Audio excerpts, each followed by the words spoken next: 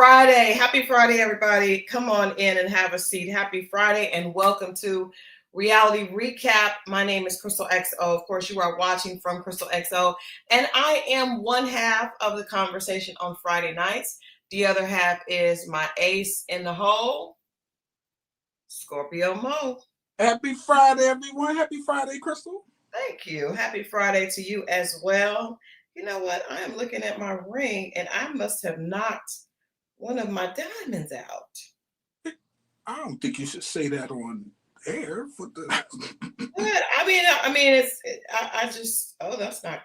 I just didn't notice it. I just like one of my little stones. One of my little stones is gone.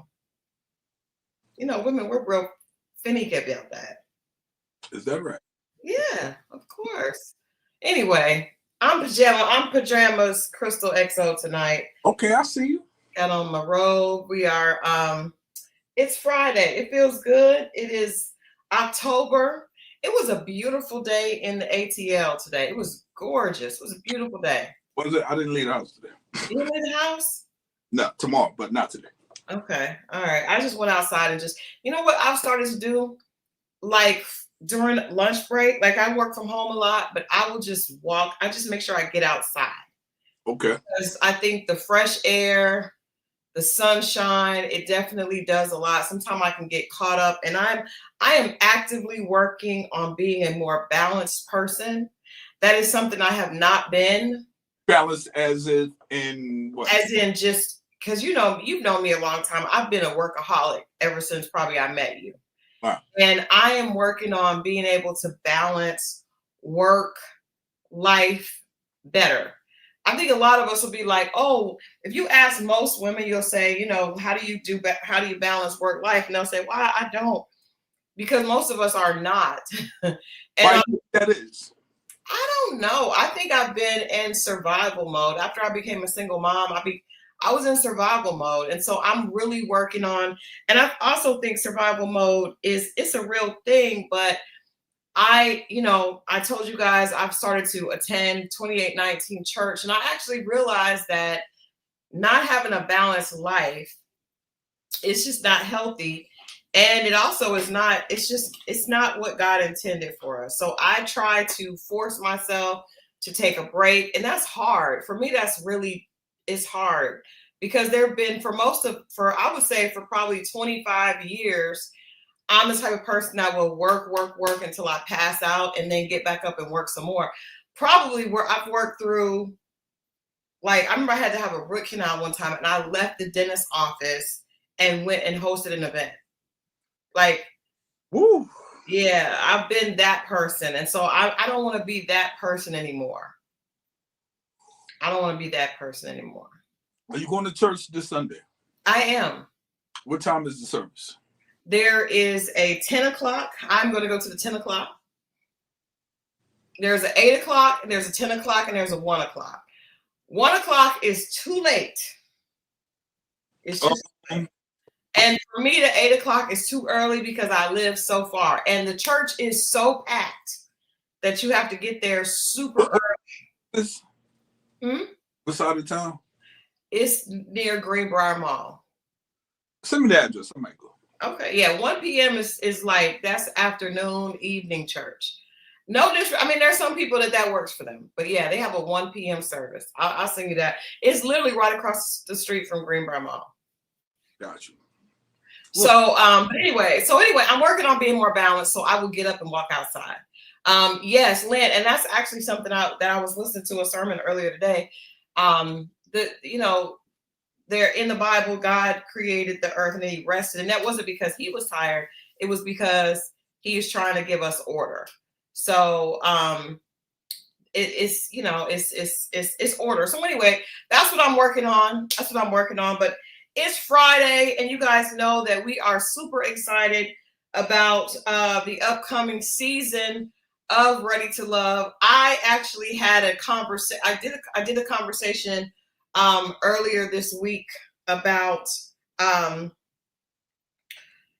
one of the new cast members from Detroit, and you and I talked about that, and I got some pretty interesting. I got a lot of comments in my inbox A lot of people didn't think I should have addressed it. But I thought that it was worth addressing. But what were your thoughts? Did you have a chance to see that conversation? I did. It's tough. But overall, I think you should have addressed it or made a statement, but not so apologetic, in my opinion. I would have just stated what it was, and it's unfortunate that people feel this way, blah, blah, blah. This is the internet. Once you're up on there, people are going to say things. We're not coming in any harm. We're having fun, and we did do a disclaimer in the beginning and left it at that. Me personally. Yeah.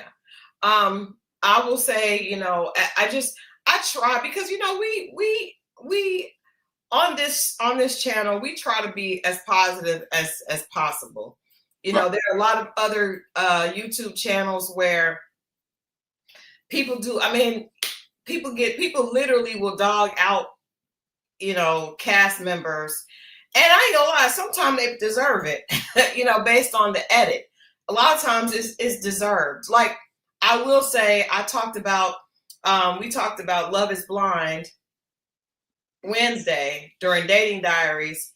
And I did feel like Casey deserves all the dragging that she's getting on social media. I think sometimes people do messed up stuff and they treat people bad and they deserve it. You know what I mean? So, hey, you there? Don't do that. You don't have us back in trouble. But she said, "What are we talking about? The masseuse? No, not the masseuse. The business, the boutique owner." The boutique owner. I made the correction. I did make the correction. I did not want her to feel like she was being dragged. But I also had grace because this season hasn't even aired yet. We're not even close. We are 2-3 weeks away. Yeah. And for, you know, to feel that type of anger and frustration that far when there's literally been one, and for someone, if someone said to me, Christal is a newscaster, or I don't know, Christal is a communication, what is it called? Like a customer service rep. I may not be happy about it, but I don't think I've been that pissed. You know, I don't think anybody could say something that would make me that angry. So I just felt like maybe there's some anxiety or nerves about being on TV. I just think that the issue the young lady had was really more of a own issue. It wasn't really, you know, because she did have other credentials and other things she'd done, and that wasn't noted on the profile that they had. Yeah. So I just think it was more of that, and we caught it because we repeated what was on the screen, and then we stated that we don't know any of these people. We're just going to look at this and just imagine and say to ourselves, what do we see when we see them? But what profession, who do you think they are, just by looking at it? And we stated, and that's that. Yeah. Well, I want to say that we are excited about the new season. I'm going to play a trailer. I'm playing the one of the new trailers from the season. And then let's talk briefly. We're going to talk tonight about a little bit about Ready to Love and what we're expecting. And then we're also going to get into Belle Collective, which tonight was a really, really interesting episode. So we're going to get into that. But first off, let's do a little conversation about Ready to Love and see what we think about Detroit. Welcome to the hottest dating experiment on television. This brand new set of sexy singles Welcome to Detroit. are looking for love in the Motor City. There's like an electricity between the two of us. And this time, I'm killing the game. Nope, and nope. the emotions are in high gear. You lead with the sexuality. They lead with lameness. If you can't take care of me, I don't want it. It's time for things to get very real. I was shocked. Ready to Love, new season, Friday, November. That was hilarious to me. You lead with sexuality and they lead with lameness. And I think that sounds about right. It could, depending on who she's talking about, it could be. Hey, there is always, every season, there is definitely someone that fits that bill. What do you think, just looking at this cast, even looking at, you know, we went through them last week. Looking at the cast, I feel like another thing that I noticed is that we talked about, not necessarily with Philly a little bit, but the naturally pretty women. Hey, there's a couple of states or cities that the fellas know if you travel, they got them. And this, and come to think about it, Ready to Love seems to travel in those spaces. I don't think I don't think it's by accident. Yeah, I come to think about it. But nah, Detroit is known, like, if you know, the D got them. That's a fact. What up though? They got them. And especially with the women, it's just, this is a stylish city, period, right? Yeah. The women, I don't care where they're going. When they leave the house, it's two things that's going to be right, or at least they're going to put the effort into these two things. Okay. It's going to be the hair. Mm-hmm. To the point, okay, and give you an idea, right? You know how they have the kiss cam, yeah, basketball arenas. Yes. Detroit has the jewelry cam. Wow, I didn't know that. Looking for the ice, looking for you see what I'm saying? Like, that's how serious the fashion game, the stylist game, that whole swagger is out there. So just give you an idea. Yeah. It's a jewelry cam. Wow. Well, I thought what I noticed is that the women, it's like, we talked about when I first moved to Atlanta is known, the South is really known for women having bodies, right? And I felt like because I'm, from Toledo, it's just like, just a really pretty face is the face cards is a lot different there. The focus is more on the face cards there. And I just felt like the women, there seem to be naturally pretty. It's not a lot of makeup. It's not a lot of overly done. It's a pretty face, focusing on the clothes. In the South, they're going to show you that I got body, yada, yada, yada, yada. So it's just a different culture. It's not anything negative on either side, but they do seem to have some very attractive women. I hope one of the things that's been consistent in most seasons of Ready to Love is that we don't have a lot of men that really have substantial careers. So I'm really hoping that this is going to be different because, in Detroit, it's not, at least, I'm from there, but I didn't really grow up there. So, but I do know that people there, the job is more of a job town. Like Atlanta is more of an entrepreneur driven city, right? So my family that's there, like my uncle's a fireman, they have jobs. Like there's the factory for collar. It's with the big three, the motor, auto, the plants, which feeds a lot of the city. Yeah. They had I don't know if people know the history after, the riots there in the 60s and so on and so forth. And a lot of Detroit didn't come out of it.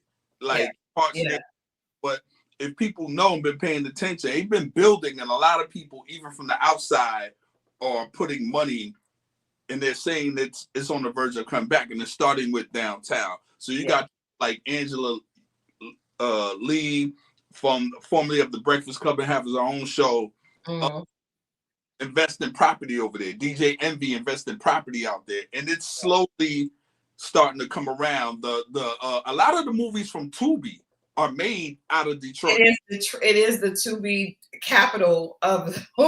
It is the Tubi capital, and I watch a lot of them. Well, when you see the Tubi movies, if you start watching a movie on Tubi, they just keep giving you movies, and they definitely are a lot from there. In fact, there is a producer, T. Miles is a good friend of mine. He and I are working on my first book, turning it into a movie.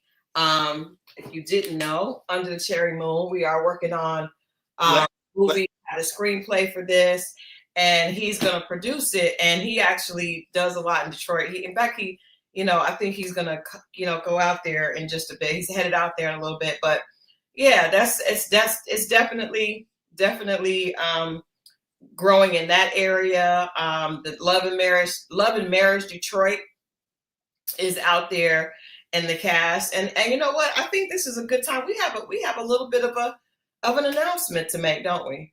Yes, we do. Let's get All right. Well, without further ado, because you guys know we love Ready to Love, we've been talking about Ready to Love Detroit.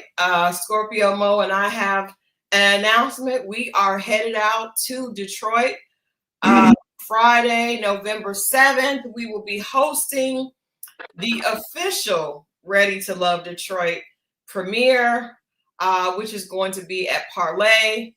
We are excited. The cast, most of the cast is going to be there. This is going to be an unforgettable evening to celebrate the city, the cast, and the culture heading into this season. So there is the email there. If you are in Detroit, make sure that you head out there to see us. We will be headed out there. I also have a book signing the next day, so I'm going to be doing a book signing out there. But hit Ready to Love Detroit at Gmail, and definitely come hang out with us. You guys know we're going to go out there. We're going to host that. We're going to make sure that we get the sneak peek preview with now Antoinette. I rebuke that. I rebuke that. And Tammy said, Christal, don't get into a fight. You know what? Like, Christal is not going to get into a fight. I thought you were going to say you're pregnant, ma'am. everything's. No, it's going to be good. It's going to be good. I got family that's coming out there. I've been talking to one of the cast members, and so we're definitely going to get that situated and be headed out there. So we will have the scoop this season. On the night of the premiere, Mo and I will, we're actually going to, what we'll do is, instead of being here on Friday nights with you guys, we're going to be out there. And then on Saturday, we will be online and we will give you guys our recap of the first episode and all the tea from the premiere, because they're going to have an after party. We're going to celebrate with them. And so I'm excited. What do you think? How you feeling? I'm feeling good about it. We're spreading our wings a little bit. This is the first of many. And we're gonna come back. We're gonna have a good time. Like Christal said, hopefully, get a little scoop here, not spoil it too much, but mingle with the people, do little side interviews just based on their character, not so much. Yeah. We just want to see. We want to see what if our predictions were right about the cast. I will say the sports bar parlay that it's going to be at is actually owned by, I believe, 2 of the cast members. So at least we know there are a couple of men that actually. Nice looking spot. I've seen that. It's very nice. It's very nice. It's going to be a VIP section. It's going to be really, really classy. And so we just want to make sure we're going to start promoting it more. We wanted to share it with our XO family first. We're getting fly, right? Yeah. We got to. Yeah. I mean, now that you done told me that there's a jewelry cam, I'm nervous. I'm nervous. We ain't going to the game, but that's at the game, yes. Shoot.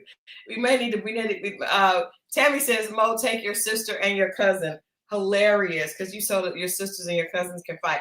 I think Mo's family is over in Philly and Connecticut. Yeah. But I have family that's in Toledo that's definitely going to come up the road. Talking about fighting. I don't know. They just, the chat is off. Yeah. There's no fight. We're going to have a good time. We're excited. The cast that I've interacted with is super cool. Very, very cool, very classy, very professional. I think we're going to see, this is going to be the Black excellence of Detroit. So, yeah, it's going to be good. It's going to be good. We'll keep you guys posted. And like I said, we're going to be doing a lot of advertising, pushing it. We really want there to be a great turnout. In fact, I got to hit up my friends over at Love and Marriage Detroit and make sure that they're gonna be coming through. It's gonna be good. It's gonna be good. Let's be clear. Yeah. It's being shot, so we're gonna have some footage. You'll see. Yeah, we'll definitely have some footage. You guys know. In fact, we'll try to post some footage in real time, so that we can make sure to include the XO family in it as well. So be looking out for that. Like I said, Mo and I were gonna be pushing it and promoting it a lot here on the channel. Just to remind people, if you're in the area, make sure that you put that on your schedule. Come out, celebrate with us. And if you're not, you can celebrate with us right here on the channel. So we're excited about that. That being said, now that we got that out the way, the big announcement there, let's get into Belle Collective. I want to say this before we start talking about some of the things that were troublesome, because there's a lot of trouble, but I do want to say I really appreciated Selena's, I don't know, I don't know if it was an event. I guess it was an event that basically dealt with grief, because I do believe that as our culture is one that does not promote us talking and really allowing us to grieve publicly. People do things. What I hate, can I say this? I hate that when someone passes away in our culture, and I'm just talking to us, right? We will post for clout. A lot of people post for clout, and that's it. How does that post with clout? What I mean is, people, when somebody passes away, right, a lot of times people can't wait to get on social media and post about the person, right? They post pictures with them. We know D'Angelo, rest in peace, just passed away earlier this week. And I know people post the picture with the person. Sometimes they do that because they really are hurt. Sometimes that is just a fan that saw that person and they just want to be connected to the algorithm of that person. Mm-hmm. That irritates me. I see that all the time. People post. I saw people posting, some celebrities, people posting at their funeral. And to me, that's not grief. That's to me, that's something different. But outside of that, right? Outside of the social media posts that really are to let other people know that you knew the person or you connected to them, I don't think we actually talk about how to really deal with grief. How does that mother deal with losing their child, losing their parent, losing a sibling? And so I don't think I've seen a show really address that as beautifully as Belle Collective did tonight. That's a great point. Because while you're saying that, I'm just thinking, and we make a lot of things trends. That part. But this thing needs to be, we need to normalize this and like let this go viral. Let this be a real thing.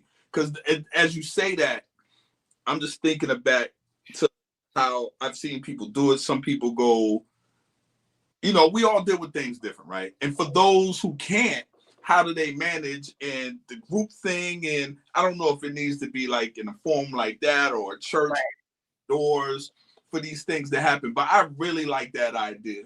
Mm-hmm. I think what I liked about it the most tonight is that there was a conversation, right? And true, we all grieve differently. And so I'm gonna say, I don't know how I would respond when I lost. Probably the biggest loss I've had is my grandmother, right? When my grandmother passed, I lost my dad as well, but and that was unexpected. My grandmother, it was not as unexpected. I don't know that I want to talk to people about it, but I do remember when I lost my father, because he wasn't an active part of my life, a lot of the friends that I had around me at the time were very insensitive to the fact that would hurt. Now, just because my father was not a part of my life on a regular basis, for me, I grew up trying to fix that relationship. So a big part of my motivation for doing a lot of things I did was to win my father over. Mm-hmm. So when he passed away, my dad, and I've shared this before on here, my dad died from a drug overdose unexpectedly. I got a call from my grandmother. So for people that were like, oh, well, he wasn't in your life anyway, it's like they didn't really understand. Of course, I was not going to say that it hurt me or it bothered me. But because most of the things I was doing in my life were geared towards even subconsciously trying to mend that relationship, that was huge. And it was very stifling, for me. And that was actually the motivation for me to write this book. This book was written, that's the only way I could deal with my dad's passing, was to get it out. And so I wrote my first book right after that. But I think that there needs to be more conversations about how we deal with grief and allowing people grace to deal in their own ways, while still understanding that just because a person isn't crying or is still going to work or is still showing up, that doesn't mean that they're not still hurting. And it also takes more energy to do those things while you're grieving. Yeah, that's a fact. And sometimes it hits you. You don't know. It hits you later. The older I get, the more I have a delayed response to these things. And after the grief, depending on your situation, there's survivor's remorse. Yeah. And I don't know how many I've dealt with that. Yeah. And it just, you don't even think about it. You just wondering, questioning, and all these different things. So you're absolutely right. People deal with, for those people who don't want to be around, obviously they're not going to show up. But for the people that do, and the people that are, because somebody might be in one of those rooms and just sitting in the back and not participating, but that's how they're, you see what I'm saying? Yeah. Yeah. Man, you got to give people grace when dealing with these things. Yeah. I think a lot of times people make the assumption that if a person is not, and especially with men, right? If a man is not showing, there's no signs that he's hurt, then we assume that the person is dealing with it good. They're okay, And let me ask you, because I know we've been friends for a long time. I know when you lost your sister, it was very difficult because of the way it happened. But how can we support the men in our lives, friends, significant others, sons, brothers? How can we support when you are dealing with grief if we are not able to see it? That's a great question. I think that let them know that you're there for them. If they need to talk, then back away. Give them their space. Don't pile anything on their plate at that time. They'll do it themselves. If they feel like they need to be busy to keep it on that, they'll make themselves busy. But if you leave the door open for you to talk to, they'll come, but don't bombard them like, what's wrong? Well, you haven't cried. Like, don't press them. Let them know that you're there and step back. Yeah. You know what I'm saying? And give them that space. That's the only thing I could think of, because I didn't even have that. I didn't have nobody bombard, all these things when, that was the second sister that passed away. That, first of all, it was a whole house that passed away but me. And none of them even lived to be my age. So yeah. That's why I was dealing with the survivor's remorse. But I can imagine just talking to friends and men, no one was around me to give me space or do any of these things. But I just believe that, and this is not just death, this is where anything a man could be dealing with that could be tough. Loss of a job or whatever the case may be. Let them know you're there. If they need to talk or whatever, then kind of back away and give them space. Yeah. We're talking about this. If you're just joining and you're confused about the conversation, we are speaking about Belle Collective, and one of the ladies on Belle Collective, Selena, who is, this is her second season. Oh, wow. Jennifer Gibson. So I lost my grandbaby and my father within 5 months, and it hurts. Woo. Love to you. That is a lot. It's just, you sending love to you, Jennifer. And I think and thank you for sharing that. I think it's hard to, you just never know how things are going to hurt and how they're going to hit. But on Belle Collective, Selena is sharing about, still being in grief over losing her son. Her son was killed 5 years ago. And for anyone out there who has lost a child, a grandchild, a parent, time is not, it really is irrelevant, right? Because something can have happened 5 years ago, but can feel very much like yesterday. Because I think when you have life, and she has other children, obviously, so you have to keep going. And sometimes when you keep going, you don't deal with it, right? Where if you sit down and just stop, then you can deal with it. But some of you have to keep moving, keep working, keep moving forward, then you don't really get a chance to deal with it, right? And so I think that's one of the things that we see her dealing with. There was a trigger that her son had a dog. The dog passed away, and I think that too, because that was the one thing that she had that connected her with her son. And to some people, maybe they're, oh, it's just a dog. But when she explained, well, this was my son's dog, and the dog passed away. It was the last thing I had from him. It's hurtful.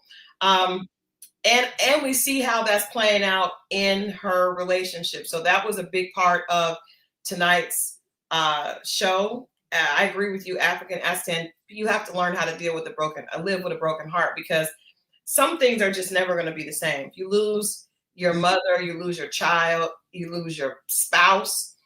I don't think you ever really get over it. You just learn to live with it, and you, by the grace of God, are able to do that.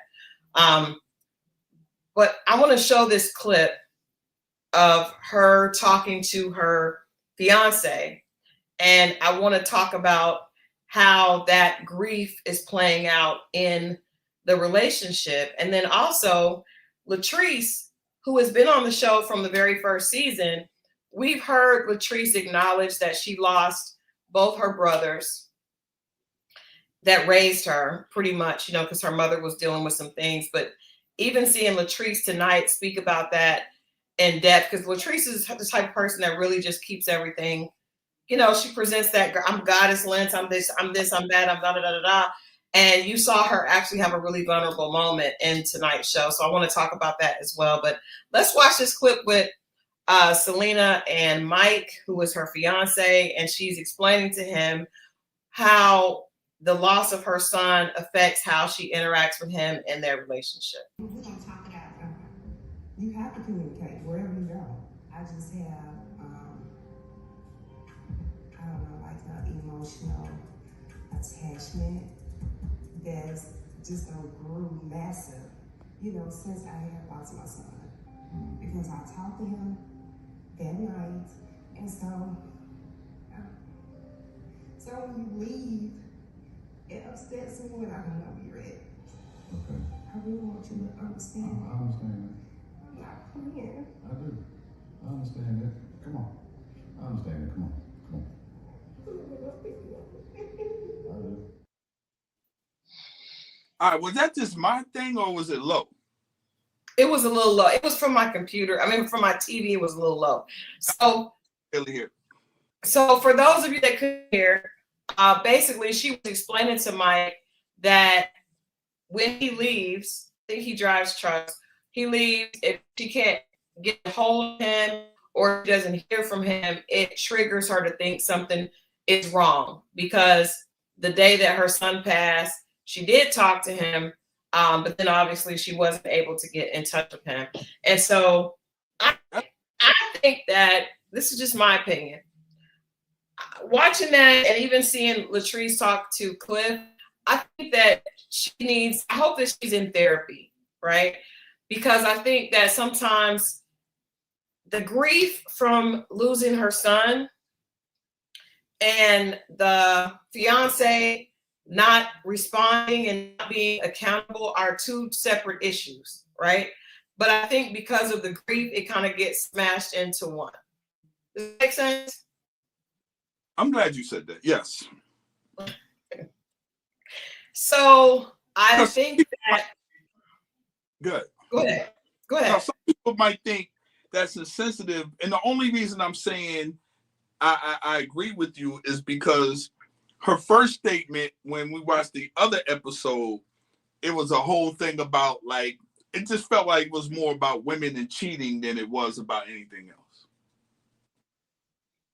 I'm just saying. But I agree, but I think it can all get mixed up.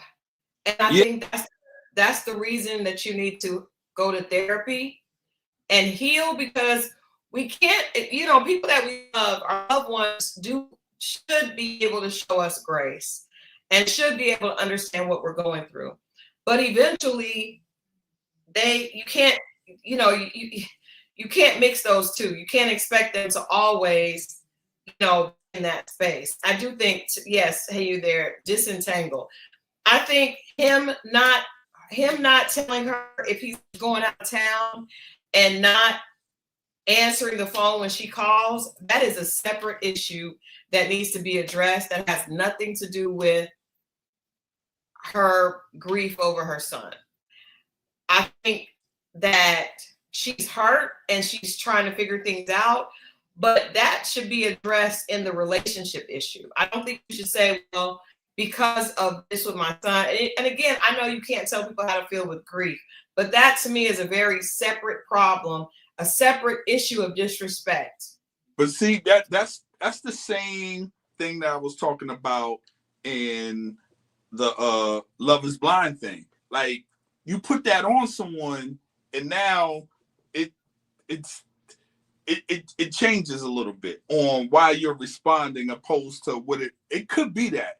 But it's I don't want to say a guilt trip, but it's a thing you put on somebody that makes them feel a certain way and it might be something totally different. He might, his phone signal or whatever, I don't know, he's traveling. And like you said, I think it should be separate, but I can understand how someone, she's still dealing with it. So it's tough, man. Druzy has a great statement. She said a relationship cannot be guided by an individual's triggers. That is exactly, that's huge. That's so true. Yeah. You cannot say, well, because I've gone through this pain. It also can be a way to control a person. You don't think it's a leash? Because like you said, we talked about with Love is Blind, saying, well, I'm dealing with this, and so I need you to do that. No. So I would want to talk to him, which she did. She did talk to him about him not responding to her and him not letting her know what's going on, where he's going. And if they're engaged and they live together, that is out of order. But saying, well, I don't want you to do that because of this happened to me, that muddies the waters, and it's not really connected to me. If we're engaged and we're getting married, then it is disrespectful for me not to know where you are. And of course, you can't answer the phone. A person may not be able to answer the phone every single time, but it should never be extended periods of time where your fiance cannot reach you. That's a whole different problem. It is. But if I ever call, you don't pick up, I don't play them games. I run a tight ship over here. You that damn fuck, let me stop. No, but then you're right, man. Especially if you're on the road, man. I mean, dang, come on, man. Yeah. So what do you think about? So Latrice had that problem with Cliff, and she also said that she said the same thing. Oh well, because I lost my brothers. I don't want Cliff to stay out overnight in the condos above the restaurant. No. I'm trying to, do men use this? I need to think about that. I don't know. But it's just crossing my mind. Men use excuses, but do they use that? I've had people. I think grief can affect people, and it can cause people. I remember this guy was dating. He was grieving his sister's death, and it just made him extremely mean. It just made him very hateful, but I think also that's why new relationships. If you're dealing with grief, a relationship is probably not where you need. A new relationship is probably not a good idea. That part. Now, if you're already in one, then you guys have to deal with it together. But a new one is not it. Tammy, I just want to say, I know this is off topic because the chat, be doing what the chat does. But I do want to say that's why I really enjoy She says she's leaning towards Bible study during the week more than regular church service on Sundays because of the educational factor I get from it. I just want to say, because I saw that comment, I agree. And that's why I really enjoy 2819, because I want to learn on Sunday. I don't want to just be shouted at. So I do want to say, I agree with you. And I think a lot of us are like, you want to get something out of it. I don't need just an emotional experience. I need to learn. I need to get better. And I will say, I grew up in the church, and after attending, this is the first church that I've attended since I've been in Atlanta where I'm learning something every time I go. I'm learning, I'm getting better. Even if it's something I knew, but I'm getting another understanding of it. It resonates, and it's also giving me an opportunity to become a better person, a better Christian, a better version of Christal. So I just want to say that. We're going to go back to the commentary, but I do think that. Yes, sir. I noticed this watching the show tonight. None of the men seem happy. None of them, all of them have this face. And what do you think? What do you think about this? Other than him, he's got a big cheesy smile. What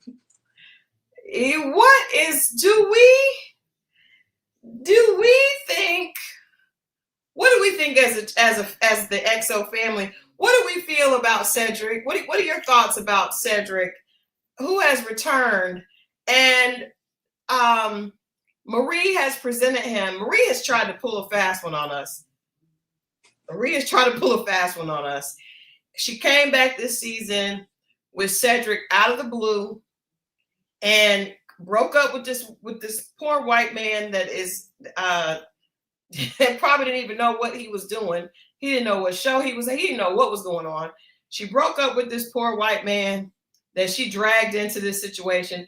And then she has said that Cedric is her man. She was flashing some silver ring around. And I don't know. What are your thoughts on, and what does he have on? I have no idea what he has on. But before I even really get into, I want to know where he's been. That will tell me where he's at now. That's what I'm saying. She just showed up with him. She has not. We have got to hold Marie accountable. Where has this Negro been for the last 4 seasons? He was around for maybe 2 or 3 episodes in the first season. He disappeared. She never spoke about him again.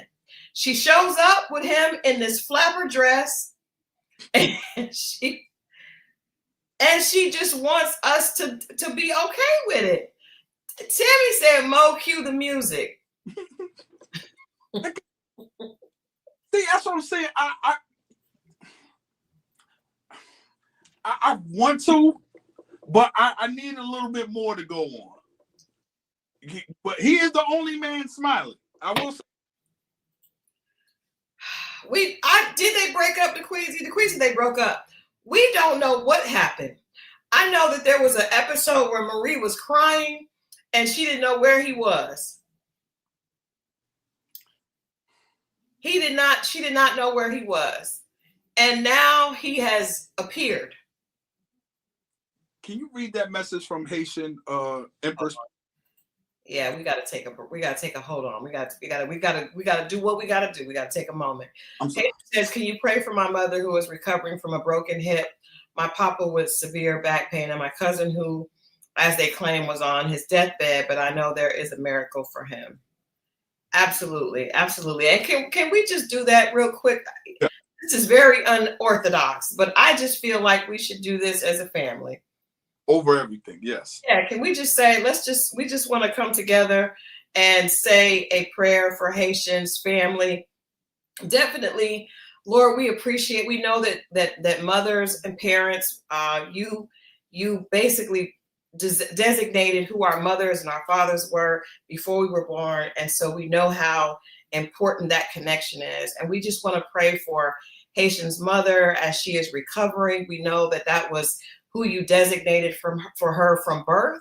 And that woman is special to you. She's also special to her. And we just want to ask that you will heal her, that you will allow her to feel love, that you will allow her to feel rejuvenated. We also want to pray for her father, who is dealing with back pain. That can be often, pain can make us feel like we are unable to go on. It can be very depressing and debilitating. And so we just want to send a special prayer to her father and also her uncle. We know that you are able to do all things abundantly. And we also know that your word says where two or more are gathered together. And so we are here, we're having a conversation on YouTube, but we know that your power is able to do anything that we ask. And so we just want to take this time to send a special prayer for our sister's family in your name as a group here, and we just ask, like I said, that you do that. And where two or more are gathered together, there you are in the midst. And so we know that you are here with us tonight. In your name we pray. Amen. Amen. I'm sorry. I just saw that and I just. Yeah, no, and I'm so sorry. I wasn't prepared to do a prayer, but I just wanted to do that.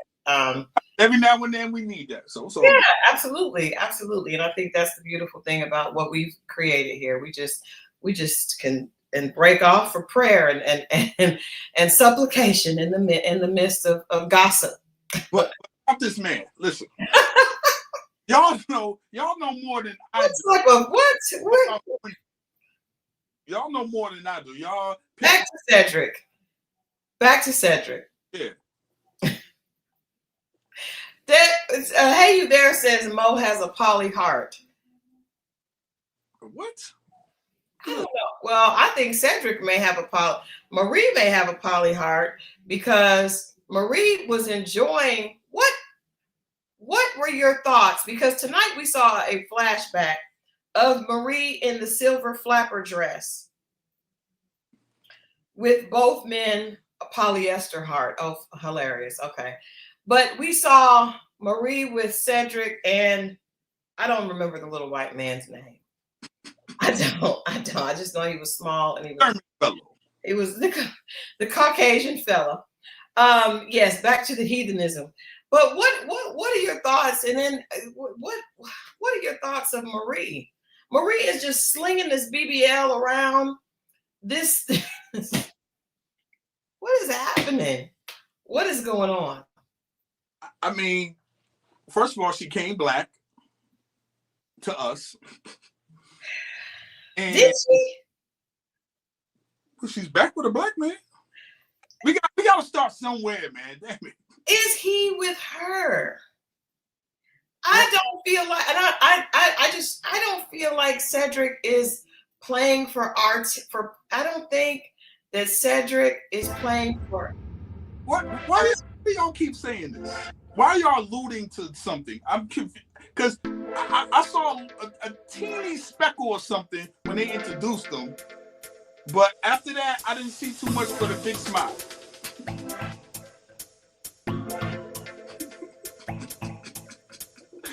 Showing this picture. Man, I just don't. You know what? Now there are men. There are women that are okay with being with men that play for both teams. There are women that are okay with that. And we're not saying either way. They don't know. We don't know. I just feel like he's not. Let me say this. I don't feel like there are a lot of other women that would just be with Marie, with Cedric. I don't feel like there's a freak line waiting on Cedric. Do you think he's a handsome man? I do not. Oh, well, that rules that out. Okay. I do not. But it's not even because of that. It's because of his awkwardness, and because he does not seem like he plays for our team. It seems like he's on the other side. Why though? What? Have you seen him? Did you see how he reacts? First of all, let me ask you this. What type of man would be okay with a woman like Marie holding his hand and a little white fella's hand at the same time? Okay. That part I can see, or he's just not a non-confrontational man. But yeah. Is that non-confrontational? It could be. The cameras are rolling. I'm not. Non-confrontational says I'm walking out. Non-confrontational walks out. Non-confrontational does not do a Soul Train skedaddle, does not skedaddle down a Soul Train line with Marie and a little white fella. That's beyond passive. That is something else. You might be right. DeQueasy says a beta man. Do y'all think that's a beta man? I think that could be something else. Now, it could be a man there to get a check. Now, Joda, I'm with you, Dad. It could be that. You know? It could be that. Could be that. It could be that. I just don't think. I also thought, so tonight, Marie addressed, because there were so many rumors that Marie and Essie were each other's partner, right? And we never saw Essie's husband until tonight. So much so that people were like, "Woo, we've never seen Essie's husband." I peeped that. So Marie also has her own. There are rumors about Marie's sexuality and rumors about Cedric's sexuality. Okay. So you're saying everybody might in that triangle might play both ways or whatever, right? Could be. Okay. Could be. Okay. He just doesn't play the way that he plays a different way. We don't know where he's been. He's happier than the rest of the dudes, I'll tell you that. Because everybody else, they got the tight face. Even Cliff. Cliff is the worst. Cliff is the worst. Cliff is the worst. He has his head down. First of all, I don't trust Cliff. I don't trust Cliff either. I don't trust Cliff. But it's because he got the I think people are suspicious of people with light eyes. I think it's one of our culture's issues. We just, people with green eyes, they seem sneaky. It might be something to that. It might be. I don't think because he just seems like an older.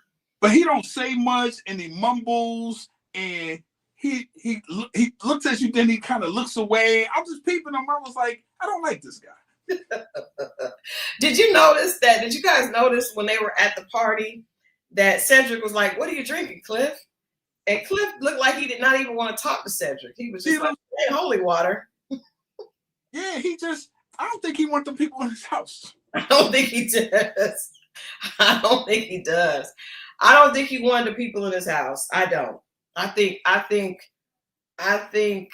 got a nice house though. Let me say that. It's a very nice house, and it looks like it's very peaceful. But I don't think he wanted people there. Let's just get into the elephant in the room. Glendale. I will say this: Glenn does not look like. It was ridiculous for Letitia to have her and Glenn to try to help another couple through their problems. Man, oh man, poor girl. Poor Letitia. Glenn does not look like he wants to be there ever. Glenn is on the show to get more women, more clout, more notoriety down there. Well, all over the world at this point. But yeah, definitely all over the world. I don't think that Glenn is appealing all over the world. Nah, but he's seen all over the world. He might not get played, but he definitely getting played down there in Mississippi. He's getting played in Mississippi. And I thought about you when I was watching tonight. I do not like it, Sam. I am. I do not like green eggs and ham. I love that. That's hilarious. Hey, you there. When the stud confronted him, I thought about you. Whoa. Oh, take it easy now. Ease into this. Take your time. What?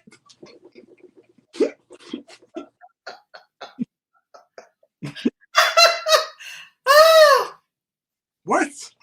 I'm just saying because of your story. I know you have a history with the alternative lifestyle. Whoa. No. You guys know what I mean. You guys know that Mo has a funny history with studs. I'm out. This is hard. Somebody new gonna come in. They don't know the story. That I do not. Don't what? Not okay. Just okay. All right. Clear it up. What I mean is, there is respect from man to man. The stud of twat. We all know that Mo, a long time ago, had a threesome. It was uncomfortable. No, I was about to. Right, it didn't go through. It did not go through. It was me, a chick that was seeing like that, not like that, but like that. And then she wanted to bring another chick in, but she went both ways. And I thought it was a chick. And when she brought over the chick that like a dude, that it went all wrong. I mean, it didn't go down. It was bad, and that was the end of that. That's the short story. So I didn't do anything with a stud. Let me be real clear. Right. He didn't do anything, but I'm just saying it was a funny story because he said the stud had a hat that was tipped to the side like T.I. So I thought about that. That's what made me think, because the stud was very quick to check Glenn. Did y'all see that? He was. She was like, nah, that's cat, bro. I was like, oh. She did not back down. Why did Glenn get up? So my thing is, if you're in that situation, you still can't raise up on a woman. It's still a woman. It did feel like a Tubi movie. They act like it. Nah, he can't. What was Glenn? Glenn was just doing that because he was out. What do you think about the whole situation? I feel like, first of all, no married couples. At least maybe I'm a lame married couple, because I'm not going to be in no situation where me and a group of friends are talking about sexual positions. That was wild. I just thought the whole thing was wild. The questions on the card was crazy, inappropriate, borderline disrespectful. Like, doing that, you're starting stuff. Second, like, for the woman to do that, being messy in someone's house, knowing that this could turn out anyway, and that was your friend, you should have been had a conversation with her before the house. Yeah. Bring it up in front of people. It's just messy, man. And you know, you can never tell how they're gonna respond. No. Like, leave her pulling her in the kitchen and was like, "You're my friend. Talk to me. You always give me advice. Tell me." I don't believe it would naturally go down like that. No, it would not. It would not. Letitia is a nice chick. She's very nice, and she's probably not. I can't see her fighting. If that's somebody else's wife, it could have ended up in a fight, right? I don't think that she's a fighting type, and I also think that Amanda or Mandy, Latrice's friend, she knows that Letitia's not like that. I also think it was messed up because if you guys remember last week when she was talking to Latrice about it, she was like, "Look at his wife and look at me." So she already feels some kind of way. She already feels like she got one up on Letitia anyway, which is not cool. It's just not cool. You disrespected that lady's house by even mentioning that. But that lady is her friend. That lady already knew. Latrice already knew the situation. So I almost feel like Latrice was being messy in that, because why would you invite her and her stud? Best friend, if she don't invite her, then it's going to look away too. But they just had a conversation about it. And then Latrice was the one that set up the game. The questions came from Latrice. Yeah. Whoever asked, have you ever been attracted to somebody else in this group? That can never go good. Never, ever. Yeah, that's true, boy. Yeah, that was the wrong question. Yeah, you're right. But let's talk about, even before they got there, Glenn, every time Glenn shows up, he is looking like he's more concerned about himself. He's not. And then even how he kisses Letitia, it just looked like he's kissing. Well, you know what it looks like? It looks like they've been together since high school, which they have. And they have both outgrown each other. And she's trying to hold on to it. And he thinks that he can do better in certain ways, but yet still likes the familiarity and comfortability of being able to always go back when he wants. He has his new fame. He wants to know what he can get with that. And a lot of dudes do that. Here's the thing also. You notice he always shows up late because he don't want to show up with her. He pull up late, fashionably late, come in there and stuff. I'm telling you, He don't want to. He tries to look fresh. Look, Jackson, Mississippi, fresh. I ain't gonna lie. That white outfit that he had on with the art, it was fresh. I ain't gonna hold you. When they was at the thing, it was fresh. With his chain, he got the chain. He had the ice. He was ready for Detroit. He had his ice on. But yeah, I think he comes in. He likes to make an appearance on his own.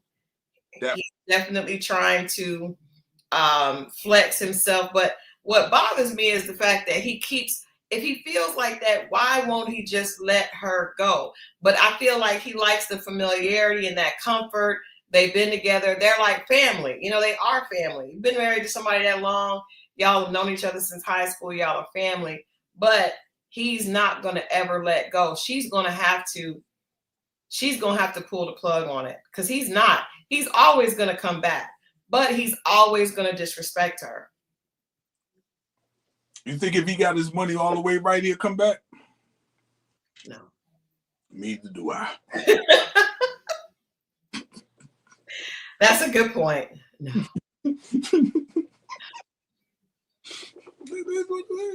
That's the test of love. That's why I be saying, man, I want everybody to get everything they want so I can see exactly who you are. And this is one of those situations. Ladies, men, whoever, let your spouse, you heard the story earlier this week about the man that the wife divorced him. He gets the divorce papers. The next day he wins the lottery for $500 million or whatever it was in New Jersey. I didn't hear that. The very next day. Wow. She was going to go anyway. But now, the faster she did on it. Oh, Lamarion said he thinks he is the star ahead of Letitia Pearson Enterprise. Yeah, I think it's been too much. He's been caught so many times. But let me ask you, just as a man, the fact that he's hitting on people that close to their circle, that's crazy. Like, it's one thing if he's hitting on people that don't live in Jackson, but the fact that he's hitting on people that are Latrice's friend, he knows that that's Latrice's friend. That's why that lets you know he ain't that bright. Or he just don't care.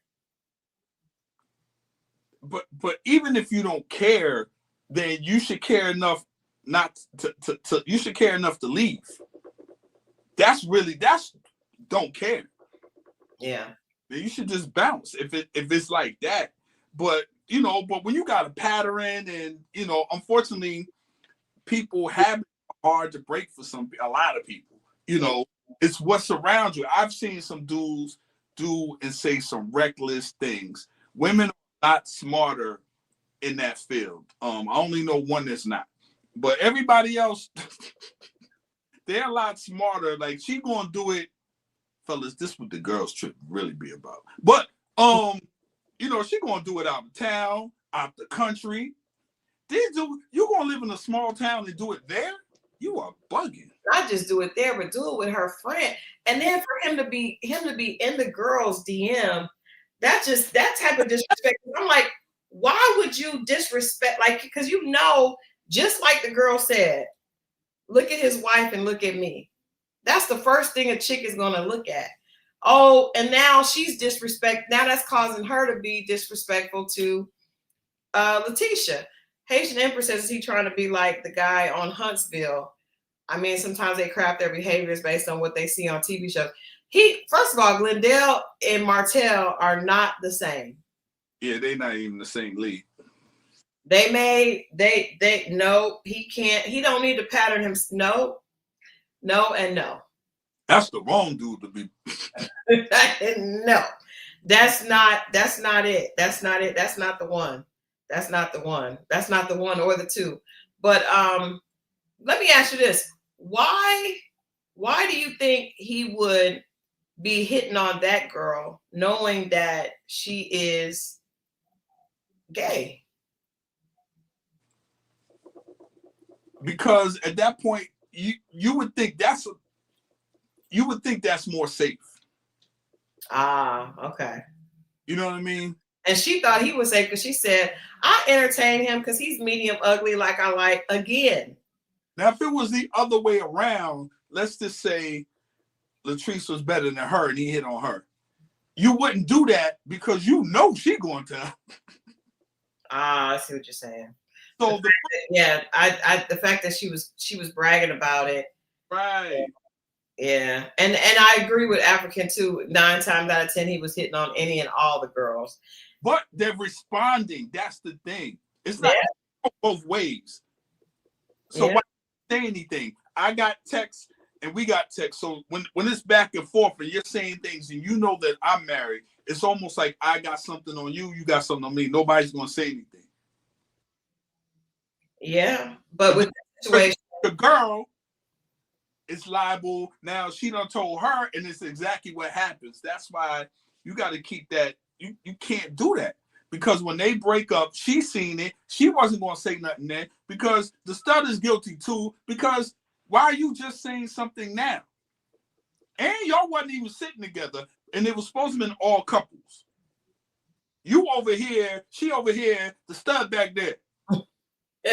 They set it up like that. They set Letitia up, which is crazy because you guys know this is Carlos King's doing. This is Carlos. This has Carlos King all over it. This is his show. Letitia actually is the one that's got the show. Letitia is you know what? Letitia is the melody of the show. Say that. So maybe he is trying to be like Martell. Letitia is for her to start the show and them to set her up like this is wild. Because you're right. I didn't think about that. Amanda was sitting right next to right there. And then the I don't want to call the stud. I can't remember her name. She's sitting back on the other side. That's a setup. That's a setup. And wasn't it supposed to be couples only? But broke up. They're a couple. They're a couple. They broke up. The last episode that she was crying, she said they broke up. Well, but when she came in tonight, she said that was her. That's who she was with. They came in together.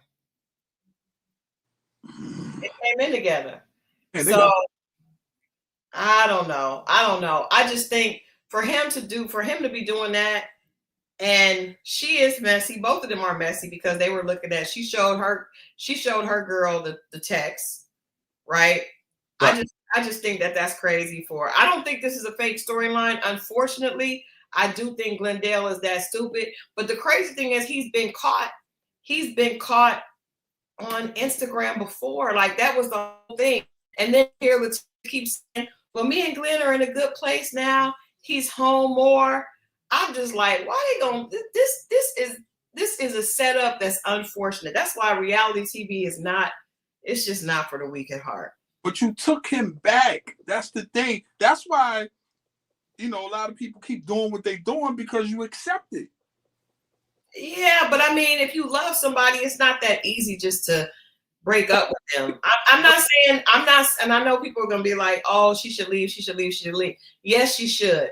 But everybody has played the fool for somebody, and that is her high school sweetheart, and it is her husband. But how many times?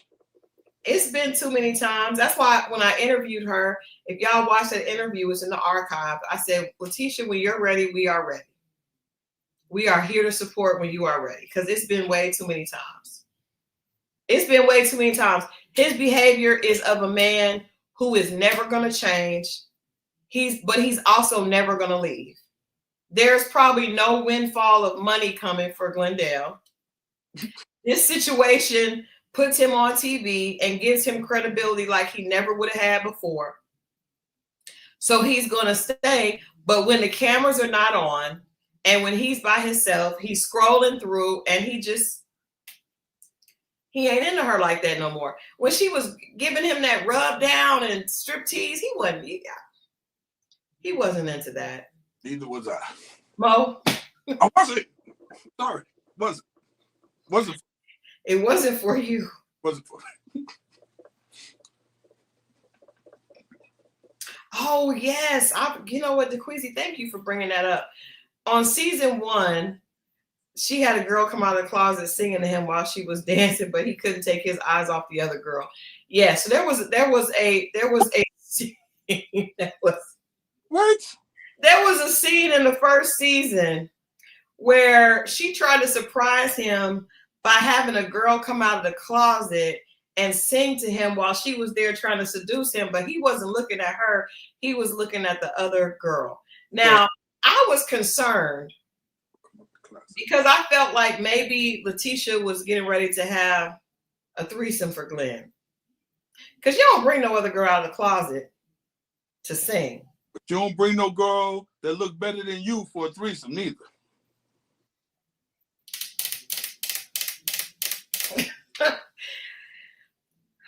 I mean, I'm just saying, if he was staring at her like he's over here, his wife's here, he kept. It wasn't even slick. He was just locked into the other girl. Maybe he was just using that for visual stimulation because he's been with her since high school. So he just probably needed a little jump start. I don't know. Did he need that stimulation to get when she was doing the thing? I would have, yes. I hate you. I hate you. Antoinette says Glenn will change. He'll be 65, but he will change. I disagree. I know some near 60 men who have not changed. Here, I was talking to a friend of mine yesterday. In this city of Atlanta, there are men in their 60s and moving up who are still playing the same game. I don't think he's going to change. I think that's just Glendale. I think he's going to be that old man that's broke down, still trying to holler at somebody in their DM. It might be. Might be. I don't think he will change. I think he is who he is. I think Cliff is who he is, which is why Latrice is concerned about him sleeping upstairs. I think you know your person. People aren't changing after a certain age. That's who they are. Unless things stop working. And they still will be trying to do something. And look at how long it took Melly to leave Martell. 5 years and several, and all this time he had a whole girlfriend. They are the old YNs. Glenn is a YN. An old YN. He dresses like one. He acts like one. That is him. He's not going to change. But you notice every time he entered the room, some stuff happened. that I've seen. I don't know if it just doesn't look realistic. Like even how he kisses her, it just doesn't look like a real. It just doesn't look real. That's since high school. But that's supposed to be a good thing, Mo.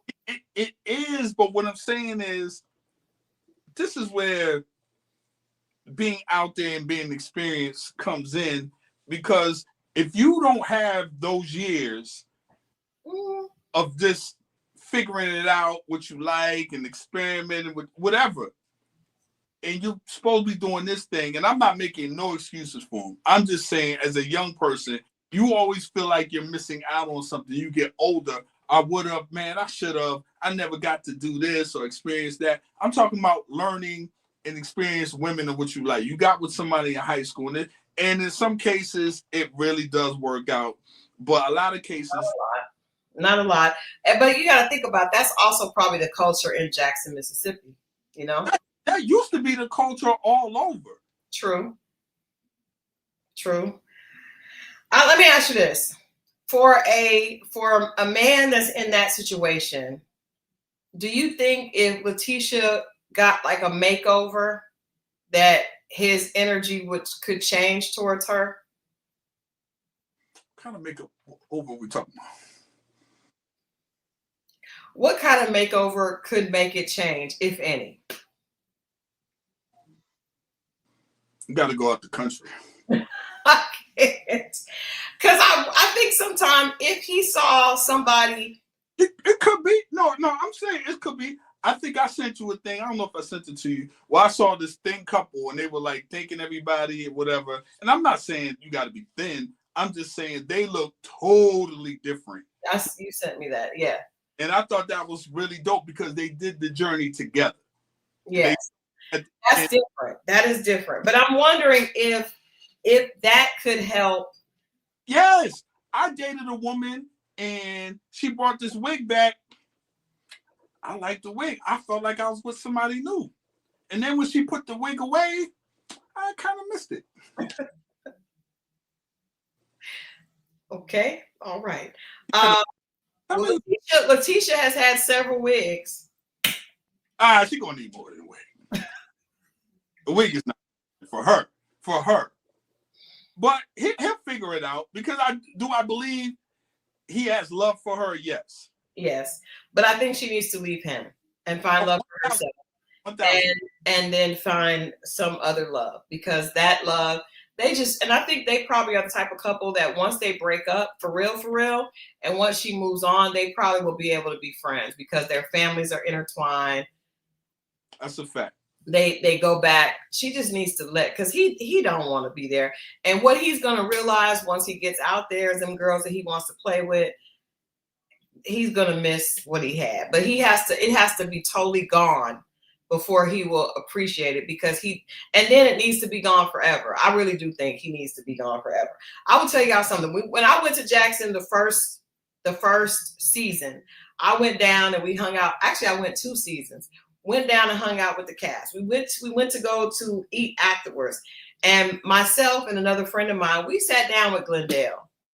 And we were like, what are you doing? And he was like, no, I love my wife. He gave us this whole spiel. He gave us the full spiel. And I actually was like, now, he said that he was wrong. He said that he was thankful that she hadn't left him. Like, he did this whole charismatic, the spiel to us. And as soon as we got back, there was more rumors that he was doing the same thing. I think he does have love for her, but I think they are more like family than they are like, I don't think he's attracted to her like he is to a woman. It's more like this is family, this is comfort. And that is hurtful to a woman. You know what? That's a good point. Comfort. And I think people on both sides get caught up in comfort opposed to, and I think we hold on to things a lot longer. Yeah, that comfort thing is real. You're right. Yeah, I don't think, and we ate in there was a hotel that they put us in and we ate there.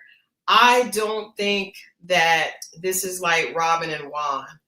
Or you know what? Maybe it is. Maybe that Juan was just an asshole. Like Glenn he's an asshole too, but it's just not this. Juan was just hateful. I don't think Glenn is hateful to Letitia in her face. Juan talked to Robin crazy. Like, it was a little bit different. Glenn, I tell you what would mess him up though. If Letitia got herself together and another man stepped in and really started treating her right, that will kill him. And that's what needs to happen. I can see that. Yeah. That's what needs to happen. That's what needs to happen. There's no respect there. He does not respect her, because if he respected her, he would not be DMing Latrice's friends. Don't we a lot of times, even people who haven't been together that long, we take each other for granted. That's a real thing, right? That's a real thing. Julie said he was stalking her. He already started stalking. Remember last season, he was showing up when he couldn't get her on the phone. There's control there. There's control. He feels like she belongs to him. And once she breaks that, he's going to be sick. And we're here for it. I can see that. We're here for it. What do we think of Carrie and her husband? There was a conversation they had. I could really relate to that conversation. It's funny because she came into the show. I think she's very pretty. She's, she has all the bells and whistles of what people think are successful.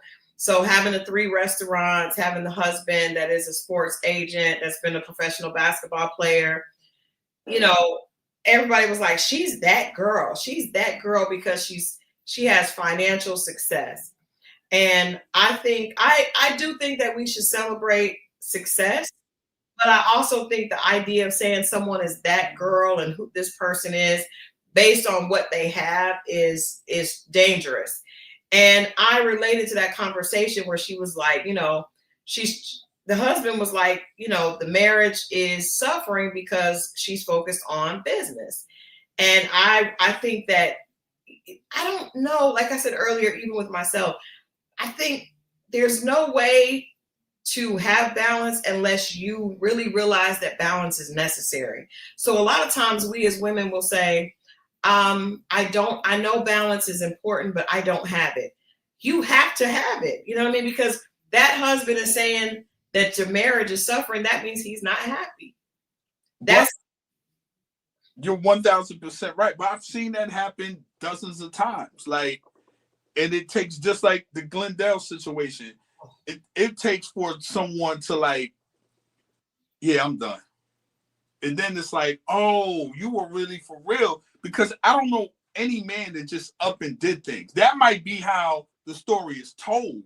That's not what happened. You know what I'm saying? It's like, yo, the guy's been reaching out. I'm saying this, I'm saying that. Then when he ups and does it, then it's like, oh, you for real? Like, that is a real thing. No man signs up for a busy wife. Even if she is, you're thinking once you're going to get there, she's going to slow down and make time for us. Like, time is not, it's a real thing. You all know if you're 25 and over, once you hit 25, these years start going by fast. If you're in your 40s, you'd be lucky to have another 40. You got to stop playing with people when they're talking about time, because you can't get it back.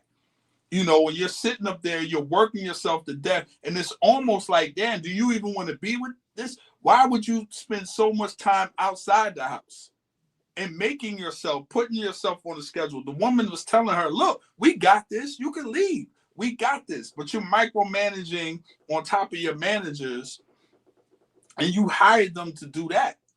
So, you hear people, I've heard from a lot of successful people, the reason why you hire people is to free up your time. It is. It's supposed to be. So I say a lot of times we do things because it gives us something back, right? Anything that we do, there's some type of reward, even if you don't realize it. So I think that's you're getting something from being the accolades of being the woman. Because sometimes we hear, she's got this, she's that girl, she has all this, and you're getting a sense of validation and fulfillment from that. And you're getting more fulfillment from that than you are from, because really we've gone through, specifically as Black women, there's never been anybody that really praised the wife and the stay home, or the mom, right? I can remember for myself, when I was telling my daughter this today, when I first got here, I had kids early. I had my kids when I was in college. So I was the only person in my friend group that was married, and in the career that I was in, there were no other married publicists. And that was never celebrated. What was celebrated was the single woman that had the bomb career. And a lot of times I felt insignificant compared to that, because they were able to chase their career at a level that I couldn't, because I had children and a husband, right? So I think we have to restructure as Black women and women period, because I don't think this is just Black women, but I just speak to our community because I know it so much better. We have to really celebrate and value being a good wife and being a good mother. I think we value being a good mother more than being a good wife. And maybe that's because we haven't seen that a lot, or we don't know what that looks like. But some of these women know what it looks like. They just don't value it. And it's like, we value getting stuff and other women saying, oh, she's that girl. She's got these 3 businesses. But if somebody's like, oh man, she's a great wife, her husband always seems happy, nobody values that. Thank you. And that's true. But just like you said, you put the time in there and the validation. You can get that same validation if you married the right man from your husband. And well, gotta be the right man. Tammy says men don't value us being a good wife. I think the right men do. Not all. The wrong men obviously don't. Glendale, no. None of these probably men on this show, no. Maybe her husband. Or it could be like what we talked about earlier, him knowing, like expressing it. because he's not talking, and he's not saying it. And maybe that should be something we should do.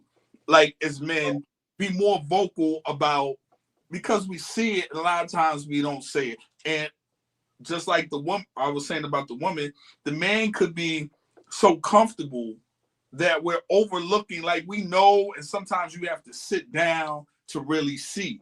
And not only, because a lot of times we recognize it when things go bad.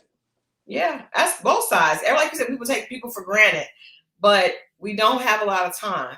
And there's a lot more people. I will say this, there are a lot more people with regrets than good relationships. There are way more people out here saying, man, I regret losing this person, than there are people really, really cherishing and valuing their relationship.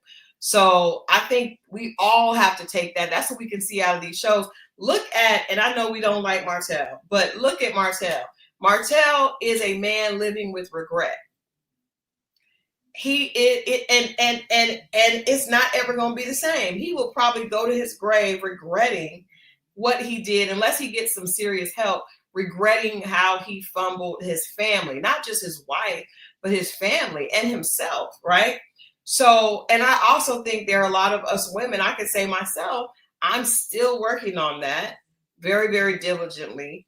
Like, we have to, cherish and value different parts of ourselves besides the success and things. We have to value being able to be a good wife, be a good friend, be somebody that just has a good heart. It's not all about what you have. So when I saw that husband say that, I was like, wow, they're a beautiful couple. They're both attractive. They both are successful, but he's sitting there telling his wife that the marriage is not in a great place. And she's not really getting it, because she's still, like you said, this. You know what I mean? And he seems like he's, not necessarily a reality TV guy. He's really, a real dude. He's not, I don't think he has any reason to lie. I don't think he had any reason to put on the front. He just looked like he was saying what he felt. I think this show could have been another thing on her plate, that he agreed to make her happy, but in turn, you're not happy. But you probably weren't happy begin. Like you said, it's the restaurants. It's like, when do you have time for us? Nobody signs up. I'm telling you, no man is signing up for a busy wife. You wind up with one, but you don't sign up for that. Yeah. Well, I could respect that. And no woman signs up for a disrespectful husband. Exactly. But exactly. Sometimes we find ourselves in those situations. But I think all you can control is yourself. That's all you can do. And I think at the end of the day, if you've been the best that you can, then you won't have regrets. I don't know the situation all the way down with Melody and Martell. There's a lot of people that say she did this, he did that. Obviously, nobody's perfect in a marriage. But what we do know is that Martell's actions caused it to be where there was no point of return. And so he's going to have regrets. The person that does all they can to fix it is not going to have the same regret, And so even if Melody was wrong at one point, what we do know is that she tried to stay till she just could not. When he had the child, she left. So that is, I'm telling you, to lay down with regrets of what you knew you could have had as time keeps moving forward, and you go from 40 to 45 to 50 to 55 to 60, 65-year-old person with regrets, that has got to be hell. Because the same opportunities are not going to be there. Very true. Very true. Yeah, Lynn says, my ex-husband told me he regrets cheating and losing our marriage. I told him to treat his next wife or girlfriend right, as I'm not going back to him. See, that's what happened. When a woman's fed up, they're not going back. So when Letitia really does get to that point, and I hope she is, I really hope she is. This is because it's one thing to be embarrassed in front of your children, in front of your community. It's another to be embarrassed in front of the entire world. Like, I cannot imagine that. Woo. I cannot imagine it. But trust, it is embarrassing to be humiliated in front of your children. How do you think that wives feel when their children know dad is cheating on mom? That's humiliating. Your children, your mother, your sisters, your aunts, family, church members, co-workers. That's humiliating. But then to have it on national TV repetitively, like that's gotta be hard for her. And my heart goes out to her. And you got to give women like, because they do it on these shows. They get back out there, and I don't know too many men that'll do it. It's like that's something to be said about women, man. Because you see them, well, maybe because you don't hear about women cheating on these shows, but just in life, like guys stop coming around the circle. Yeah. Even if they stay, they're never the same around the people that are around. Yeah. No. Want to be invited, they don't go. They're like, well, where's Charles? Oh, Charles couldn't make it. Meanwhile, Charles is at home. He ain't make because his guilt. He don't want to be around. Yeah. Yeah. I don't know, but I saw something today because there was an interview that Jennifer Lopez did with Howard Stern. And she was talking about, she was throwing shade on all her exes. And her very first ex-husband responded and went off. And he was like, how dare you say you've never been loved? A lot of us have loved you. You didn't appreciate it. You were cheating. You wanted the lifestyle and the fame. You didn't want a real relationship. He was just like, he said, you don't deserve a man like me. You don't deserve the men that you've had. You did not want that. You really just want to chase fame and your career. Can I say there's a lot of men that feel like, and just talking to brothers, they're an accessory to her life. I'm the belt, you see what I'm saying? Mm-hmm. Like, okay, got this, I got this. Now the man, and it's not like, you know what I mean? Oh, if you don't have that, then you're gone. So you get the man, and it's just like the hat, the belt, the watch. I've heard men say you just add water, and it's just so she just wants any man so she can have that perfect look. So I have a job. Yeah. Yeah. But I don't think in these situations it's like that, because I think with like Letitia, they were together forever. I think that we've talked about that on this show. In the South specifically, there is this idea that, a woman is not her value is tied to the fact if she has a man or not. So I think a lot of women feel like even if I have a successful job, I still want to have a man. You know what I mean? And so I think when I see Letitia, I see somebody that's holding on to that old way of life of I gotta have him. And she's probably afraid of what life would look like without Glenn, because they've been together since they were so young. I don't see her as a woman that just wants, just wants to have a man for no reason. I really do think that she loves him, and she felt like, she felt like he's her world. She's really gonna have to go through a maturity process when she leaves him, because she's props there. When you grow up with somebody, they're a part of who you are, who you see yourself as an adult. And so she became a woman with Glenn. So she's going to have to unlearn that and relearn herself outside of that. Hopefully she will, hopefully she will do that. I hope so. Yeah. I see her situation as a lot different even than Latrice. I think Latrice feels like, I feel like she has that Southern attitude as well. Like, I want to have a man, but I think that she has more of her own individuality than Letitia does, Got you. She got the old man that got the money, and she got somebody that's doing something for her. But Letitia is probably paying most of the bills. Glenn is at home. Why is Glenn not on that boat? She ain't want him there. Yeah, but what is Glenn bringing in? Latrice reminds me of my friend Melissa. They are the same person to me. Who? Latrice. Oh, okay. Cliff's wife. Gotcha.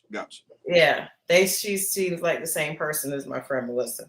But yeah, I don't know. Tonight's episode, I thought it was really good. I don't know what the hell Marie is doing. One of the things Marie is doing, I did like what Carrie said about her mother taught her to always show up dressed appropriately. I like that. I felt like very few people were dressed appropriately for the pool party. I did not want to see Marie. A lot of the guys had on the same shorts. They did. I saw the one guy had on. He had on a suit. On the what was it at the pool party? What do you call it? One person had on the shorts from somebody else's set. And then somebody else had, it was like 3 people who had on the same shorts. Man, listen. Yeah, well, I don't know. Maybe Jackson doesn't have a lot of options. I thought the women were playing. You ever see they do the thing on social media? They go out of town and I guess they all pack their man stuff and be like, wear this. And they all meet down in the lobby and all the men got on the same outfit and the women start laughing. That's how you know this. It was not Polo. You know it was not Polo. Hey, you there? You know it was not Polo. It was probably much closer to Amazon, but it was certainly not Ralph Lauren. But yeah, I don't know what Marie is doing. I wish that Marie didn't have all that surgery, all of it. I wish she didn't have all of it. Selena, I hope that she gets some help with the grief, but I also hope that that's not going to be the totality of her storyline this season. Letitia, my heart just goes out to her. Yeah. You know, because this is crazy to get this happening this season and to have to walk around like this. And I hope that she leaves Glenn, but I just don't know if it's even. I don't know if we're ready yet. If you fight a stud, is that a fair fight? You tell me. Depending on the size of the stud, I would say yes. What about the stud that was on there tonight? Do you think if her and Glenn square up? First of all, are any of the men going to come to her aid? They better not. I'm saying, will any of the men step in and be like, "Don't hit a woman"? I don't know if they say don't hit a woman. They'll just break it up. Okay, because she wanted the smoke. That's what I'm saying. Like, you got to be, hey man, like, what if you're gonna be that, you got to take everything to come with that. That's how I look at it. I'm not going to do it, but what I'm saying is, if you're going to be walking around, parading around as such, then this what comes with it. You know, that's why when I see them, we go in the mall and push the door open. I don't hold the door open for them. I don't hold the door open for them. I don't do any gentleman gestures for studs. Can't do it. You signed up to be that, and that's Do any of them look at you crazy when you let the door slam in their face? They know what it is. What's up, bro? We talk like men. Hey, I don't separate it. If that's what it is, that's what it is. Now, if you're a man parading, I'm not holding the door open for you either. Because I know, no, we're not, I don't play them games. This is going to be interesting, but I think it's really messy. I think this has the potential to break up Latrice and Letitia's friendship, because I would be over it. I'd be over it. Even because if you knew that information, you should have came and brought it to me. You shouldn't have set up no stupid ass game. Absolutely. You're right. That wasn't cool. So I wouldn't be cool with that. But Latrice has said several times on the show that those are not her friends. These are people that she works with. She's not friends with these ladies. And I'm not mad at that. But we would definitely not be faking it moving forward at all. I agree. At all. I don't know. I guess we'll see what happens. And it's to be continued. We'll see what happens next week with Glenn and how he is able to try to convince Letitia that he did. But the stud said she saw the text messages. She did say that. She did say that. That leads me to believe that there's some screenshots that are, some receipts floating around out there. They save everything. First of all, y'all will not be invited back to the crib. The compound. No, Cliff is never going to let them come back ever. Because Cliff ain't want y'all there in the first place. And that's what he's going to say to his woman. He's like, see, I told you. Next time, we can just have them down at Taste. Have them at our restaurant. Don't bring them to the house. Yeah, there you go. I like that. Don't bring them to the house. I don't even know what is happening with Marie. I think Marie wanted a different storyline this season. And that's why she has Cedric there. I don't believe this relationship is real at all. I don't know what that ring was. Y'all notice they kept just showing a bright light over the ring. We never even saw the ring. She had it on the wrong finger, and she said when he does whatever, she gonna move it to the right finger. Or right hand, whatever it was. I also don't like Marie's fashions. I was gonna say something about that. I'm just the pony, the little knots in the hair with the silver outfit last week was damn near disrespectful. Yeah, that's why. Not so much this week, but last week I did notice that. And when Carrie said she was in outer space, she was not wrong. Oh, speaking of outfits, the lady that had the collar here and the collar here. That was Mandy. I started to take a screenshot of that. But what do you think about that outfit? I did not like it. You liked it? I did not. It was creative, but it was doing too much. I started to take a screenshot of it because the shoulder was where the neck would come out. Well, like it was a collar. One here, like the two-headed people. She could. Yeah, I thought some ghetto designer had an idea, and they thought it was going to be fashionable, and it failed. Like one of those things you would see on a runway, but never see in real life. I don't think you would see that on the runway because it would have been cut differently. Yeah, that might have been. I think I would have seen it, but you don't really see a lot of those things. They just for show in real life. You know what I mean? The quality of that was not runway. It was like a boutique. Like I went to, well, I don't want to say the name of the store because that's bad, but I went to a store here that's like one of the cheap stores that mimics things. And they had an outfit that was Chanel-esque. You could tell they wanted to be like Chanel, but it wasn't Chanel. And that looked like it wanted to be like a high fashion, but it was horrible. And the neck and the shoulder was coming outward. And I was like, she thought she slayed though, because she came and sat down like she was killing it. Her homegirl or somebody did that, and she wore it for them on the show. It was bad. It's one of those boutiques. I swear, it's in a boutique, and somebody thought they did. Some fashion designer thought they killed it, and they did not. They did not. Marie is screaming for attention at all times, and I don't know why. Like I don't get it. And I'm like, at this point in life, and she's saying that she wants to retire. She's done all she needs to with work. Said one more year. That lady said one more year, and you could do it. Yeah. Nah. She's all that successful. I see everybody pulling up Mercedes and this truck, and they pulled up in the Nissan. There's nothing wrong with Nissans. But I'm just thinking the way she carries herself, she would have pulled up in something. I'm just saying. But I think that most people on reality shows pull up in cars that they're renting and do not own. The only people that I know that own their cars are the ones that pull up in the same car every time. Like when Melody was on Love and Marriage Huntsville, she always pulled up in that G-Wagon. I've seen Melody pull up in the G-Wagon off camera. So that's really her car. Like, but when they have a different car every season, you was leasing it or it wasn't yours. You was borrowing it for the show because everybody has a different car every time. So I don't trust none of the cars. Not Glendale had a Honda Civic. As he should. There's nothing wrong with that. No, there's nothing wrong with any of the cars. It was a nice car for me. I'm just saying the way she carries herself and talking about retirement and all these businesses and all this stuff. But even the fashions and the way you present, it just doesn't speak to what you say. That's what I'm saying. It doesn't align. That's what I'm saying. According to Marie, she just turned like what, 41 or 42? Who?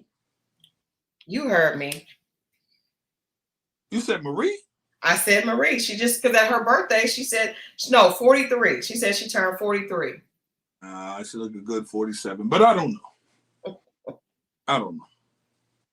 I mean, maybe people look different. You know, I don't know. I don't know. That it just. I will tell you guys this. When I watch the show, it does make me want. Oh, but this her Wikipedia says she's 49. Sounds about right. That feels better. But she just not. I know she's had a hard life, but I just don't like it. I just don't. How she presents, it just always feels over, fake, and just I don't like it. It does. I don't like it. It does. And Cedric is not. I don't think he plays for our team. I challenge you to watch next week and come back and tell us what you think. I challenge you to watch next week and come back and tell us if you think Cedric is a member of the LBC. Okay. Because we're not. It's too many of us saying it for no reason. Gotcha. Yeah. Yes. But before we get out of here, just reminding everybody that Mo and I will be in Detroit. We will be hosting the Ready to Love Detroit premiere. We will come back with information for the chat. But make sure you keep a lookout for that. Cedric looks like a member of the Village People. That is funny, and he just doesn't feel like it doesn't feel right. Stay tuned for that. We'll be telling you more information about the premiere. But next Wednesday, we're going back in on Love is Blind. There's more information to talk about. Mo and I have been talking about some of the scenes leading up to the weddings. So make sure that you're tuned in on Wednesday. And we have a special guest that's going to join us. A friend of ours from back in the day is going to be sitting in with us to talk about Love is Blind and dating, deal breakers, disasters, and dilemmas. So make sure that you're tuned in for that. We're going to just have a really good conversation because Love is Blind, there's a lot of breakups. So we're going to be talking about how do we deal with that. There is some cold breakups. Cold breakups on Love is Blind. So we'll talk about the rest of those. And then, of course, next Friday, we're back with more of the relationship recap, talking about Belle Collective and any new information that we have on Ready to Love. Are you on Monday? I'm on Monday for Grace and Gossip, and there is some information that I have for that as well. There's some good. There's Nicki Minaj. Nicki Minaj is out of control. You saw Nicki says she's not putting the album out now. Oh well, he put a stop to that. Yes. She said, well, that, yeah, and she named him in the tweet. But yeah, there's some good stuff coming on Monday for Grace and Gossip. Someone said that you can't have Grace and Gossip in the same place, and I said you absolutely can here on our channel. And love to everyone that shared grief that they've gone through in their family tonight. We appreciate you guys being vulnerable with us. Yes. Tuesday, I'm dropping the Mace, his first album, the episode, the Mace Conversation. I'm dropping that on Tuesday. Me and C Boogie on the Run That Back podcast. Thank y'all for watching. That is what's up. Run That Back. Mace, that's interesting because it's so interesting to see Mace now doing podcasting as opposed to music. And I am shooting tomorrow D'Angelo's first album. Yeah, you would have to. I got to get in on that. I got to send in something on that. Definitely. Yeah, send in something for us, please. Yeah, I definitely will do that. Haitian Empress says, when are you doing Mobb Deep? Probably the top of the year. You know what? I'm gonna shoot it next week. You know why? I'm glad you said that because they do have a new album out, executive produced by Nas. And now that you say that, I didn't even think about that. But thank you, Haitian Empress. I am next week. just because you said that, and Mobb Deep is in the algorithm right now as far as hip hop and the new album, I will record it next week. Thank you for that. I didn't even think about that. Thank you. Next week I'm recording Mobb Deep first album. There you go. There you go. So check out Grace and Gossip, Run That Back podcast. And then, of course, Wednesday, Dating Diaries, and back on Friday. You got anything happening this weekend? Nope, just content. That's it. Well, I think I'm going to try to get some rest. I'm going to try to rest. I had a big weekend last weekend. I worked the entire weekend.